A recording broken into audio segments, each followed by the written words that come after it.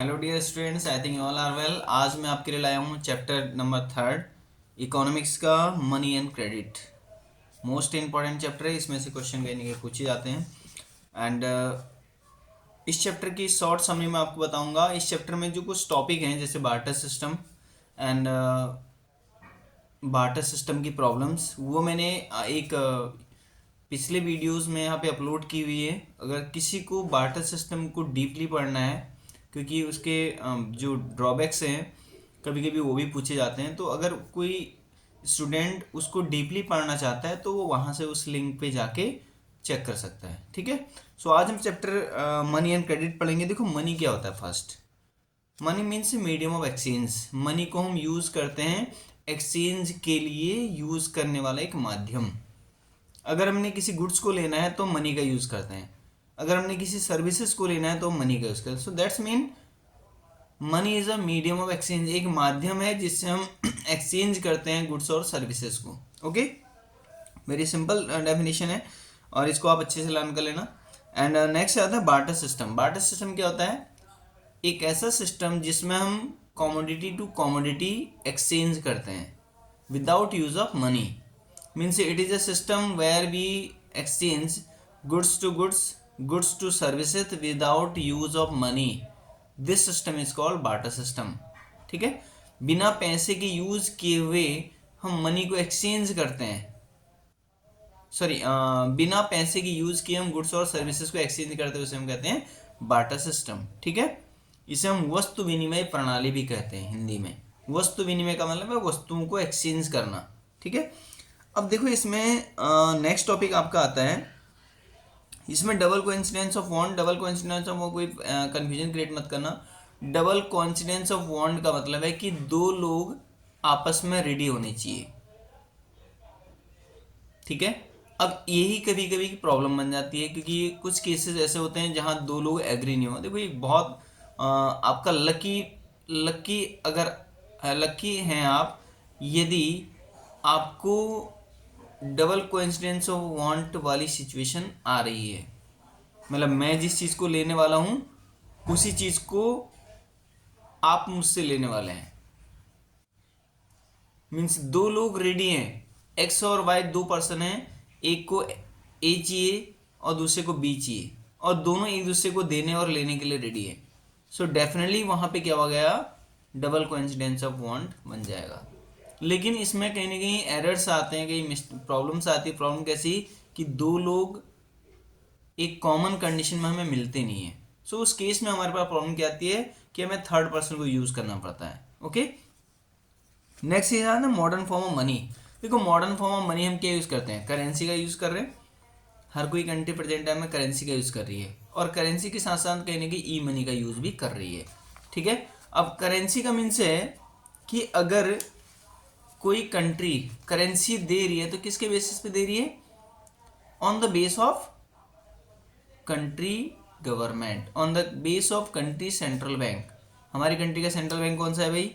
हमारी कंट्री का central bank का RBI, reserve bank of India. और इसके प्रेजेंट में जो गवर्नर है वो कौन है? मिस्टर शक्तिकांत दास। ठीक है। मिस्टर शक्तिकांत दास इसके गवर्नर हैं जो प्रेजेंट टाइम के हैं। और एक बात और ध्यान रखना, फाइनेंस मिनिस्टर है हमारी प्रेजेंट टाइम की मिसेस निर्मला सीतारमन। अब ये क्वेश्चन कहीं ना कहीं थोड़ा प्रॉब्लमेटिक है। क्यों? क्योंकि अभी मार्च के सेकेंड वीक से, हालांकि आपका एग्जाम तो अभी शायद 6 और 7 में है, तो आपके एग्जाम के लिए कोई प्रॉब्लम क्रिएट नहीं करेगा। तो अगर प्रेजेंट टाइम में आपसे पूछा जाता है कि who is the finance minister of India, so आप मिसेस निर्मला सीतारमन लिख सकते हैं। क्योंकि जब से आपका कोड ऑफ कंडक्ट मीन्स आचार संहिता स्टार्ट हो जाएगी, तो उस टाइम से जो भी प्रेजेंट टाइम के लीडर हैं उनकी जो पावर होती है वो डिसमिस हो जाती है। ठीक है। सो मीन्स प्रेजेंट टाइम की जो करेंसी हम यूज़ कर रहे हैं वह है रुपीज़ एंड कॉइन्स। अब एक बात और ध्यान रखना, जो 1 रुपीज़ का कॉइन है उसे इशू करता है गवर्नमेंट ऑफ इंडिया या फाइनेंस मिनिस्ट्री ऑफ इंडिया। ठीक है। और जो दूसरा है मोर देन 1 रुपीज़ वाले करेंसी, उसे इशू करता है आरबीआई। ठीक है। मीन्स 1 रुपीज़ से जितने भी ऊपर की करेंसीज होती हैं, 2 से लेकर 500 तक प्रेजेंट टाइम जो यूज़ कर रहे हैं हम, ठीक है, वो सारे करेंसी कौन दे रहा है? आरबीआई दे रही है। ठीक है। नेक्स्ट इसमें आता है deposit with bank. Why we are deposit, देखो डिपॉजिट का मीन्स होता है जमा करना, हम क्यों डिपॉजिट कर रहे हैं, why we are going to save और डिपॉजिट और मनी इन द बैंक। दो मोटिव हमारे होते हैं, एक फर्स्ट फॉर सिक्योरिटी रीजन, एक सिक्योरिटी की रीजन से हम मनी को सेव कर देते हैं अपने बैंक में, ठीक है, कि हमारे मनी हमारे घर में रहेगा तो कोई चोरी करके नहीं ले जाएगा, तो इस टाइप की कंडीशन को कंट्रोल करने के लिए। दूसरी कंडीशन क्या है, दूसरी कंडीशन है कि we are taking interest from the bank, हम इंटरेस्ट लेते हैं बैंक से, क्योंकि बैंक को हम जितना अमाउंट डिपॉजिट कर रहे हैं वो सारा अमाउंट बैंक हमें इंटरेस्ट के साथ रिटर्न कर रहा है, ठीक है। अब इसमें टाइप्स ऑफ अकाउंट होते हैं, इतना डीपली मैं नहीं जाऊंगा क्योंकि अब ये आपका टॉपिक है। सो केवल डिपॉजिट का मीन्स होता है we are deposit our extra fund in the different types of commercial bank. अब एक बात और ध्यान रखना, कोई भी पब्लिक, जनरल पब्लिक अपना अकाउंट आरबीआई में नहीं ओपन कर सकती है। जो आरबीआई में अकाउंट होता है वो केवल किसका होता है, ओनली कमर्शियल बैंक का। Only commercial bank have power to open their account in the RBI, okay. Rest of जितने कस्टमर होते हैं वो सारे अपने अकाउंट किस में ओपन करते हैं, कमर्शियल बैंक में, क्योंकि आरबीआई ने कमर्शियल बैंक को पावर दी है, ठीक है। नेक्स्ट इसमें आता है चेक फैसिलिटीज। अब देखो चेक फैसिलिटीज हम यूज कर रहे हैं, चेक मीन्स क्या होता है, एक पेपर करेंसी है, मीन्स एक सिक्योर करेंसी है, ठीक है। कैसे उसको यूज कर रहे हैं, जैसे लाइक गैस मैं एक पर्सन हूं, मैंने किसी पर्सन वाई को चेक देना है। अब चेक क्या है, मैं अगर किसी पर्सन को चेक दे रहा हूं तो फर्स्ट जिस अकाउंट का मैं चेक दे रहा हूं उस अकाउंट में बैलेंस होना चाहिए, फर्स्ट कंडीशन। और सेकंड, मेरी डिटेल जो करंट डिटेल है वो सेम एज होनी चाहिए। थर्ड, जो रिसीवर है, जो चेक को रिसीव कर रहा है, उसकी जो डिटेल मैं मेंशन करूं like S name, account number, उसमें कोई भी मिस्टेक नहीं होनी चाहिए, कोई मिसमैच नहीं होना चाहिए। अगर स्पेलिंग मिस्टेक रहेगी तब भी वो विड्रॉल नहीं होगा, ठीक है। और एक कंडीशन इसमें आती है कि अगर इन केस बाय मिस्टेक हमसे ओवर राइटिंग हो जाती है तो उस केस में भी वो विड्रॉल नहीं होता, ठीक है।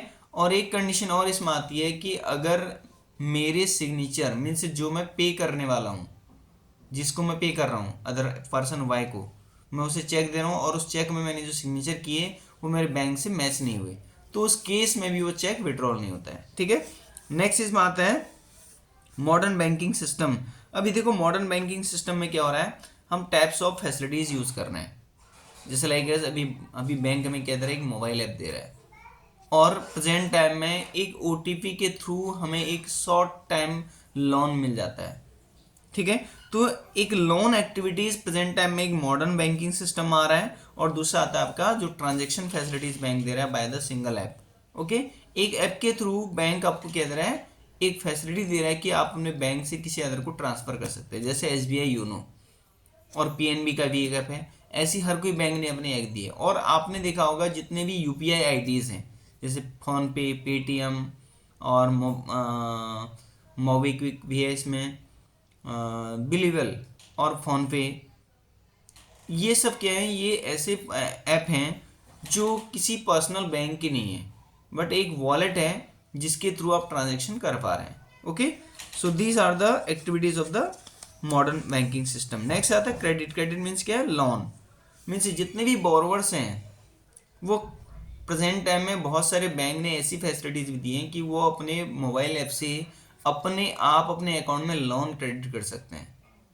अब लोन क्रेडिट करने की कंडीशन क्या होगी, फर्स्ट कंडीशन तो ये होगी कि वो जिस बैंक का अकाउंट होल्डर है वो अपनी डिटेल सारी उसमें ऑलरेडी पहले से मैच है, और प्लस बैंक क्या करेगा, ऑटोमेटिकली उसके ट्रांजेक्शन को चेक कर लेगा, ठीक है, उसकी क्रेडिट की कंडीशन को चेक कर लेगा, और डेफिनेटली जितना अमाउंट वो यूज़ कर सकता है, जिनमें से जितना अमाउंट वो डिमांड कर रहा है, क्या उस अमाउंट को लेने के लिए वो एलिजिबल है या नहीं, उन सारी एक्टिविटीज़ के बेसिस पे वो क्रेडिट प्रोवाइड करा देता है, ठीक है। नेक्स्ट इसमें आता है टर्म्स ऑफ क्रेडिट। क्रेडिट की क्या क्या टर्म्स हैं, किस बेसिस पे बैंक लोन देता है। इसमें फर्स्ट आता है कोलेट्रल। कोलेट्रल मीन्स होता है like as a security for the bank. Bank के लिए क्या सिक्योरिटी हम दे रहे हैं, अगर मैं 10 लाख की लोन की डिमांड कर रहा हूँ तो मैं बैंक को क्या दे रहा हूँ भाई, this is called collateral. Means like as a document, like as a securities for the bank. Bank को हम क्या क्या सिक्योरिटी दे रहे हैं, जैसे लाइक एस अगर हम 10 लाख का लोन ले रहे हैं तो बैंक क्या करता है 15 लाख के कोलेटरल अमाउंट के बराबर एसेट्स को चेक कर लेता है।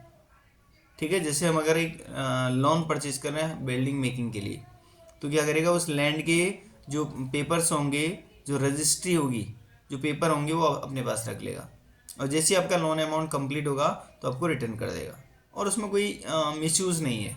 ठीक है, और सेम एज आपके जैसे आप लोन परचेज कर रहे हैं तो उसके अकॉर्डिंग बैंक आपसे क्या करेगा, टाइप्स ऑफ आपके वैल्यूएबल आइटम्स को सीन करेगा। मीन्स आपके घर पे आएगा और आपके पास क्या क्या कोलेटरल अमाउंट, जैसे गोल्ड है, सिल्वर है, रेफ्रिजरेटर है, और टेलीविज़न है, और फर्नीचर है, क्या क्या आइटम आपके पास अवेलेबल है, उन सब की वैल्यू को मेज़र करेगा। और देन अगर आपके कोलेटरल अमाउंट की वैल्यू मोर है आपके लोन अमाउंट से तो डेफिनेटली आपका लोन सैंक्शन हो जाता है। ठीक है, नेक्स्ट इसमें आता है वैरायटी ऑफ क्रेडिट अरेंजमेंट। कौन कौन सी वैरायटीज होती हैं क्रेडिट अरेंजमेंट की। फर्स्ट आता है लोन फ्रॉम ट्रेडर्स। देखो इसमें दो टाइप्स के लोन हम प्रोवाइड करते हैं। अभी ये आपकी शॉर्ट लेवल है, मीन्स आप अभी 10th के स्टूडेंट हैं तो मैं आपको अभी बता दे रहा हूँ, बट एक्चुअल में ये टॉपिक आपका 11th-12th में आता है इकोनॉमिक्स में। Loan from traders, traders means होता है, देखो एक इंस्टीट्यूशनल आता है, एक नॉन इंस्टीट्यूशनल आता है। इंस्टीट्यूशनल मीन्स होता है जो as a authority means as a power के अकॉर्डिंग आपको लोन दे रहा है। नॉन इंस्टीट्यूशनल का मीन्स होता है कोई पैसे वाला आपको लोन दे रहा है विदाउट एनी कोलेट्रल, एक term of condition, normal term of condition बनाता है आप अपने अकॉर्डिंग।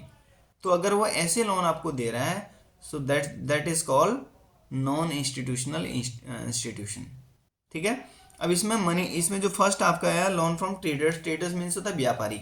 एक व्यापारी अगर आपको लोन दे रहा है तो वो अगर आपसे ट्रस्ट करता है, मीन्स अगर आप दोनों एक दूसरे पे ट्रस्ट करते हैं तो उस केस में आपको लोन प्रोवाइड करा देते हैं। ठीक है, दूसरा आता है bank from money landers. Money landers कौन से होते हैं, जिसे हम कहते हैं धनवान व्यक्ति। अगर कोई पैसे वाला आपको लोन दे रहा है सो वो भी नॉन इंस्टीट्यूशनल में आता है। ठीक है, मनी लेंडर भी आ गया नॉन इंस्टीट्यूशनल में, ट्रेडर्स भी नॉन इंस्टीट्यूशनल में आ गया। नेक्स्ट आता है लोन फ्रॉम बैंक, ये इंस्टीट्यूशनल में आ गया। अगर हम कोई लोन को बैंक से परचेज कर रहे हैं तो वो इंस्टीट्यूशनल क्रेडिट में आ जाता है, मीन्स वहाँ पे आपके डॉक्यूमेंट वेरिफिकेशन हो गए, और डॉक्यूमेंट वेरिफिकेशन होने के बाद आपको लोन फैसिलिटीज़ प्रोवाइड की जाएगी। नेक्स्ट आता है loan from employees, employers. Employers means होता है जैसे कंपनी, जैसे आप किसी कंपनी में जॉब करते हैं, आपने कहा सर मुझे लोन की नीड है, तो आपको एडवांस में एज ए सैलरी पहले देता है। ठीक है, जैसे उसने 5 ईयर के लिए आपका अमाउंट सेट कर दिया और उसके बेसिस पर उन्होंने कहा 5 लाख रुपीज़ का लोन ले लो, आप आपसे हम इतना अमाउंट लेते रहेंगे, तो वो भी आपका इंस्टीट्यूशनल लोन में आ जाता है। नेक्स्ट आता है loan from cooperatives. Cooperative means होता है जैसे लाइक ये सेमी गवर्नमेंट टाइप के होते हैं, या एक कुछ लोगों के द्वारा या गवर्नमेंट ने कुछ पावर इन्हें अथॉरिटी दी होती है कि they are able to open the banking system. जैसे Nainital Udham Singh Nagar cooperative bank, Almora cooperative bank, Delhi cooperative bank, ये जितने लोकल एरियाज के बैंक होते हैं इनको अथॉरिटी प्रोवाइड होती है by the government and bye the RBI, और ये भी सेम ट्रांजेक्शन करते हैं और ये भी सेम अमाउंट पर लोन आपको प्रोवाइड कर देते हैं, means they are also trustable, इन पे हम ट्रस्ट कर सकते हैं। नेक्स्ट आता है, नेक्स्ट टॉपिक आता है features of formal sector credit. Features of formal sector credit का मतलब है कि ऐसे कौन कौन से फीचर्स हैं जो formal sector, informal sector means जो मैंने आपको इंस्टीट्यूशनल बताया इसका मीन्स होता है फॉर्मल सेक्टर, और नॉन इंस्टीट्यूशनल का मतलब होता है इनफॉर्मल सेक्टर। ठीक है, अब फॉर्मल सेक्टर ऑफ लोन का मतलब है कि ऐसे कौन कौन से वे हैं जिन्हें हम बैंकिंग सिस्टम के थ्रू लोन परचेज कर रहे हैं। ठीक है, और इनफॉर्मल कौन से हो गए, जैसे लाइक एस मनी लेंडर्स और आपका ट्रेडर्स, ये सब इनफॉर्मल हो गए। ठीक है, rule of RBI in formal sector. RBI का क्या रोल है भाई फॉर्मल सेक्टर में, आरबीआई का मोस्ट इंपॉर्टेंट रोल है, क्योंकि जितने भी लॉ बनाए जाएंगे, जितने भी रूल्स बनाए जाएंगे, these are make by the RBI because it is apex institution of finance. Finance का सबसे टॉप लेवल का इंस्टीट्यूशन है जिसको अथॉरिटी प्रोवाइड किया गवर्नमेंट ऑफ इंडिया ने। ठीक है, तो आरबीआई इनको पावर देगा इन बैंक्स को और उसी के बेसिस पे ट्रांजेक्शन कर सकते हैं। नेक्स्ट आता है features of informal sector credit. Informal sector की फीचर्स क्या क्या हैं? This sector charge the higher interest rate on the loan. अब देखो ये मैंने आपको बताया कि इनफॉर्मल सेक्टर कौन कौन से होते हैं या नॉन इंस्टीट्यूशनल कौन से होते हैं, जिनको एक मनी लेंडर या एक ट्रेडर अपने अकॉर्डिंग बना रहा है। उसने कहा भाई मैं 5% पे दूंगा पर मंथ, तो 5% पर मंथ का मीन्स हो गया 60% पर ईयर, ठीक है। लेकिन अगर लेने वाला एग्री है और देने वाला एग्री है तो नो इशू, क्योंकि दोनों को power also provided by the government कि आप दोनों अगर ट्रांजेक्शन करना तो this is depending on both person. Next इसमें आता है this sector could lead the increasing depths of the boring in the finding difficulty in the paying back. अब इस केस में जैसे अगर हम आरबीआई वाले केस में कहें तो अगर किसी कोई पर्सन लोन रिपे नहीं कर पा रहा है तो उसे 1 साल तक लेटर आते हैं कंटिन्यूसली, फिर दूसरे साल तक उसे लेटर आता है, फिर उसको बार बार कॉल की जाती है। अगर वो 2 साल तक कोई रिप्लाई नहीं करा देन उसके घर को सीज कर लिया जाता है, देन उसकी जो एसेट्स हैं उसे सीज कर दिया जाता है, ठीक है। और कुछ केसेस जैसे अभी आपने देखा होगा, कुछ केसेस ऐसे होते हैं जो क्राइम वाले केसेस होते हैं, तो उस टाइम पे तो उस केसेस में गवर्नमेंट एट अ टाइम में एक्शन ले सकती है, this is the power of the government. But एक नॉर्मल लोन की केसेस में गवर्नमेंट किसी की एसेट्स को, किसी की संपत्ति को नॉर्मली सीज नहीं कर सकती, फर्स्ट उसे लेटर के थ्रू से इन्फॉर्म करेगी देन। बट यहाँ पे इनफॉर्मल सेक्टर में क्या है, सॉरी हाँ इनफॉर्मल सेक्टर में क्या है, इनफॉर्मल सेक्टर वाले केस में क्या होता है कि आपको जैसे उसने कहा भाई 6 मंथ में आपने रिटर्न करना है, आप 6 मंथ में रिटर्न नहीं कर पाए तो जो भी आइटम्स आपने सिक्योरिटीज के रूप में उसे दिए थे तो वो उसे रिटर्न नहीं देगा। जैसे आपने गोल्ड लोन लिया था, बहुत सारे जो ज्वेलर्स होते हैं वो क्या करते हैं, गोल्ड लोन देते हैं। अब उनकी कंडीशन क्या होती है कि 6 मंथ में आपने इस अमाउंट को रिपे करना है, अगर आप रिपे नहीं करोगे तो आपका गोल्ड जो होगा वो हमारे पास रहेगा, फिर आप उस गोल्ड की डिमांड नहीं कर सकते हो। तो ऐसे केसेस में क्या होता है, जो बोरोवर्स होते हैं उनके ऊपर प्रॉब्लम आ सकती है। नेक्स्ट इसमें आता है सेल्फ हेल्प ग्रुप। एसएचजीएस ग्रुप मोस्ट इंपॉर्टेंट टॉपिक है और इसमें से क्वेश्चन आते ही आते हैं, ठीक है। सेल्फ हेल्प ग्रुप मीन्स होता है जैसे लाइक गवर्नमेंट ने अथॉरिटी दी है कुछ पर्सन को कि आप लोकल एरिया में एसएचजीएस ग्रुप बना सकते हैं और उसके बेसिस पे अपने आपस में जिसकी नीड है उसी नीड को पूरी कर सकते हैं। तो इस केस में क्या होता है, कुछ लोग आपस में मिलके ग्रुप बनाते हैं और वो अपने आप कुछ अमाउंट डिपॉजिट करते हैं पर मंथ, और उसी में से अगर किसी को नीड है तो उस नीड के अकॉर्डिंग वो उसे लोन सेल कर देते हैं। अब ये इसके रूल्स बनाने वाला कौन है, इसके रूल्स बनाने वाली आरबीआई नहीं है भाई, ये भी एज अ इनफॉर्मल सेक्टर की तरह है। बट यहाँ पे गवर्नमेंट थोड़ा सपोर्ट करती है किस केस में, अगर इन पर्सन को कोई बिजनेस ओपन करना है, उस बिजनेस ओपन करने वाले केस में गवर्नमेंट इनको फाइनेंशियल सपोर्ट कर दी। जैसे इनके पास इनकी अगर माना एक विलेज में कोई ये इंडस्ट्री सेटअप करना चाहते हैं और इनके पास 5 लाख रुपीज़ डिपॉजिट हो गया आपस में मिलके, और देन इनको 5 लाख रुपीज़ की और नीड है, तो गवर्नमेंट इनको लेस इंटरेस्ट रेट पे इसी एसएचजीएस ग्रुप को फाइनेंशियल सपोर्ट प्रोवाइड करा देती है, okay.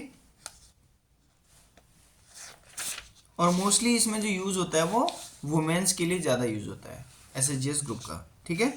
And this is only in this chapter, केवल यही इस चैप्टर में इम्पोर्टेंट है। और आप एक बार चैप्टर को रिव्यू देख लेना जो मैंने अभी आपको सारा समझा दिया है, और डेफिनेटली इसके अंदर से सारे क्वेश्चन आपके बन जाएंगे, okay. And now this chapter is also completed and remaining 1 chapter I will also explain after within few hours, okay. I also update in my YouTube channel, and please dear students also subscribe and share my channel for providing more benefit to other students also.